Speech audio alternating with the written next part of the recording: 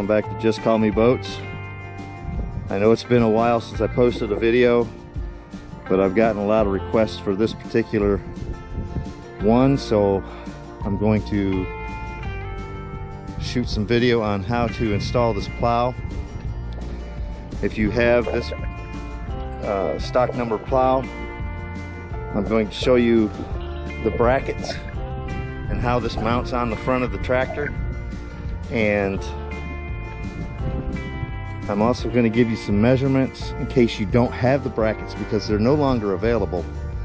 I'm going to give you some measurements of the brackets so that you can possibly manufacture your own. So let's get started.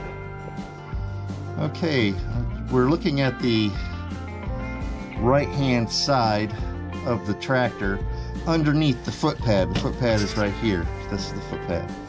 This bracket here is one of the two brackets you need to mount the plow blade to your tractor. Okay, this bracket measures 9 inches by 2 inches. This little notch starts at about 2.5 inches and is 1.25 inches wide and about 1 inch high. Let me measure that real quick. Yeah, no. Each of these holes are 1/4 inch. There's 3 of them on the bottom. I'm going to flip the tape measure over because it's easier to go from this other end. Sorry for the shakiness. This is hard to do laying on the ground and all. Okay, you can see the distant measurements. Let me make sure I got that right. Okay, you can see the distance measurements on those 1/4 inch holes. Now this bracket is flat. The one that goes on the other side has got a bend in one end of it because it has to, there's a clearance issue over there, and I'll show you when I get to the other side. Now this part here is where your plow blade hooks. It hooks back here, and this is what raises and lowers your plow blade, and they hook onto these pins. Of course, this is where your mower deck attaches to your tractor. You got to have these pins with a washer, and they just go into these slots right here. This here actually pins up here with these 2 small pins and some hairpins to hold them in place.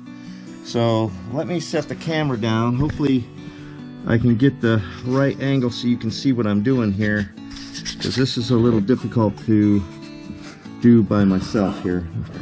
Let me wedge the camera in there. So okay, now this, I had this installed on the tractor. I just partially disassembled it so I could demonstrate how this works. I may have to totally remove everything in order to get it back into place.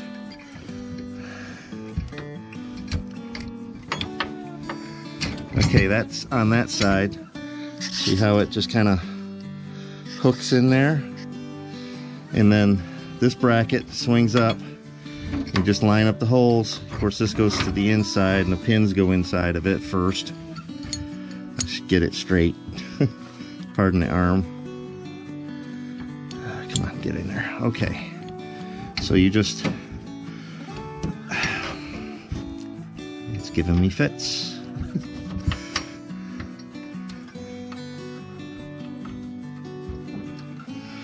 Oh, come on. Never said this was easy to do. There we go. There's one end.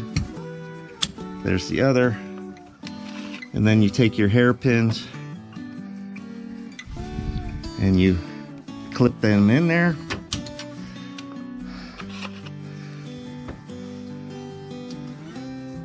Just like that.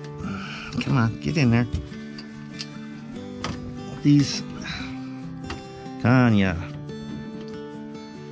I usually don't have this much trouble. I don't know what's going on.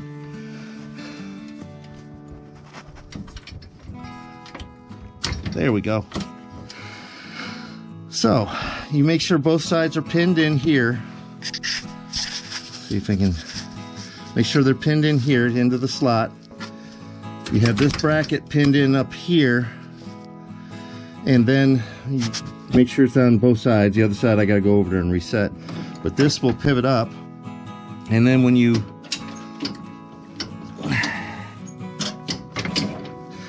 drop your assembly,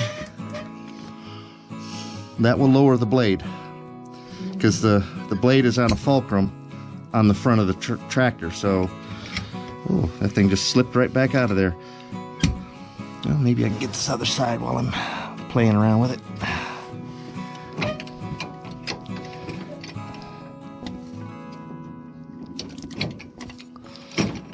Oh, wrong side though. Well,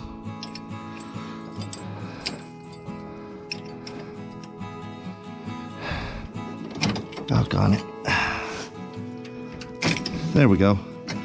So if the blade was on the front end of this, when you drop your handle on the side of the tractor to, like you're lowering your motor deck, this would, you know, because of the weight on this here, it would pull it down like this. When you pull the handle back, it pushes up here, down in the front here, and pushes down on the back of the blade, and pushes the blade up in the air. So let me reset the camera here. I'm going to move the tractor so we can get a look at the other side. Okay, here we are on the left side of the tractor. Underneath again, here's the bracket here. This is 2 inches by 9 inches again, but like I said, this has a little bend here for I think there's a bolt or a plate or something underneath that. I don't remember, but you got to put that in there for the clearance for that. This side hooks up the same exact way as the right hand side. You have the angled bracket, the 2 pins, the hairpins, and then the main pin that goes into this lifting arm. That's kind of the gist of it. These are 9/16 bolts on each side. You have to take those off to, obviously, to mount that bracket or take it off. I just leave it on because this tractor does not have a functional mower deck, and so I leave the plow blade on it basically year-round. I have a second tractor. Well, actually, this is the second tractor. My first tractor does all of the mowing and snow throwing, and I'll show you that in a second. Okay, this is my tractor 1. This is in its winter setup for snow removal, 46-inch snow thrower. I have about, I think it's 250 pounds of counterweight on the back with chains. Now this tractor is identical to tractor 2, but this is the workhorse of the family. This is the one that gets all of the business. And so I maintain this one exclusively. This one here is kind of secondary, but it still gets use. All right, I'm going to set up the camera so I can put the plow blade on. Hopefully you'll be able to see what is involved with this. On the bottom of the frame here, these little hooks right here are where this rod fits, and there's a hook on each side. So you just have to kind of lift it up past this, get it in here, and drop it down into place. Once you do that, you have 2 little brackets here. Actually, one's supposed to go on each side. This goes down underneath this part of the frame, and then you put the hairpin in. It goes on the outside of the frame. And then back here, this point here is where the lifting arm connects. You just take the pin out, slide the lifting arm over it, and put the pin back in. This is your fulcrum point to where when that pushes down, it lifts the blade off the ground. When that lifts up, the blade drops onto the ground. So let me get this set up so that you can see how it goes in, and hopefully this explains everything on these type of plow blades. Okay, I'm getting ready to put this blade on. It's not an easy task to do by yourself, but it's easier than putting that snow thrower on, I'll tell you.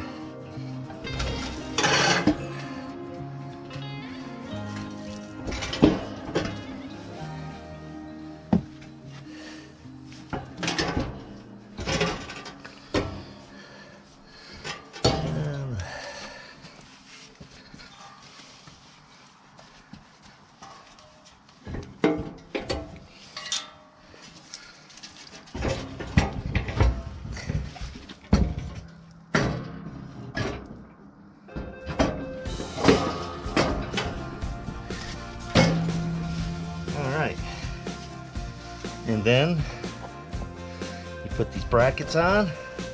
Like I said, they go on the outside, the hook goes below the frame, and then you set your pin.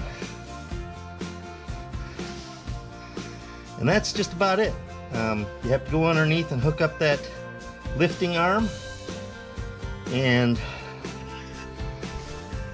come over here. There's a pin, well, a guide piece, excuse me, pardon the mess in here by the way, that goes into this bracket here. That's how you turn the blade, and that's it. I hope this video helped you out,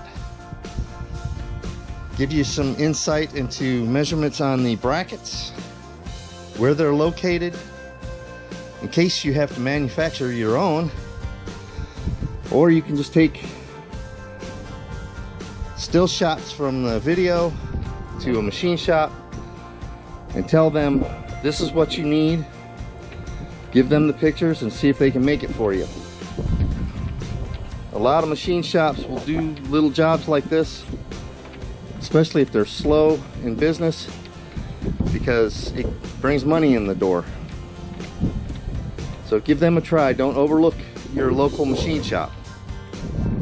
I've had to go to them for a few items on these tractors over the years because they're sufficiently old enough that parts are no longer available in certain areas of the tractor. Like for instance, some of the steering gear and